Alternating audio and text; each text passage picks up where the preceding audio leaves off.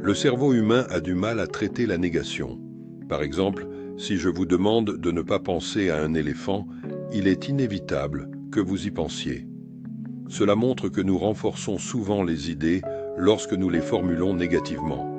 Il est essentiel d'exprimer nos phrases de manière affirmative. Cela s'applique également aux enfants. Au lieu de leur dire de ne pas manger sur le canapé, il vaut mieux leur dire de manger à table. Il est plus efficace de communiquer ce que vous souhaitez plutôt que ce que vous ne voulez pas. Les pilotes en sont conscients. Si un pilote reçoit l'instruction de ne pas heurter un obstacle, il risque de se concentrer sur celui-ci et de finir par le frapper. De même, les skieurs évitent de dire « attention à l'arbre » car cela détourne leur attention de la piste. En se concentrant sur la piste, ils ignorent les obstacles environnants. De la même manière, si vous vous concentrez sur les obstacles dans votre vie, vous ne verrez que cela. En vous concentrant sur le chemin à travers les défis, vous découvrirez de nouvelles possibilités. La manière dont vous percevez le monde est une question de perspective.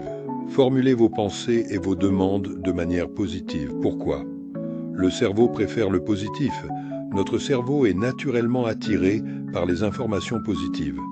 En formulant une demande de manière positive, vous orientez l'attention vers l'action souhaitée plutôt que sur ce qu'il faut éviter.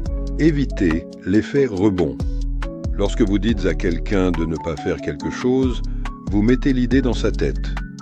Cela peut créer un effet inverse et augmenter les chances que cette personne fasse ce que vous lui avez demandé de ne pas faire. Améliorer la communication. Une formulation positive est plus claire et plus directe. Elle laisse moins de place à l'interprétation et favorise une meilleure compréhension. Changez de perspective. En vous concentrant sur ce que vous voulez plutôt que sur ce que vous ne voulez pas, vous adoptez une attitude plus optimiste et vous vous ouvrez à de nouvelles possibilités. Exemple, au lieu de « ne touche pas à ça », dire « laisse ça en place s'il te plaît ». Au lieu de « ne sois pas négatif », dire « sois optimiste ». Au lieu de « j'espère que je ne vais pas rater mon examen », dire « je vais me préparer au mieux pour réussir mon examen ». En résumé, la formulation positive est un outil puissant pour améliorer la communication, la motivation et la résolution de problèmes. En l'utilisant au quotidien, vous pouvez transformer votre façon de penser et de vivre. Prêt à essayer? Partage une phrase négative et je te propose une reformulation positive.